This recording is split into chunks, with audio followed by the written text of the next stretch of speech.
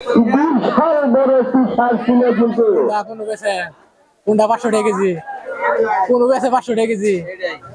এটা আচ্ছা, প্রাকৃতিক বৃষ্টির কারণে বাজার কিন্তু খুবই সস্তা। হ্যাঁ, 700 টাকা কেজি দেয়, 500 টাকা কেজি, খুবই সস্তা বাজার। 700 টাকা কেজি দেয়, লাগাই দিলাম 500 টাকা কেজি।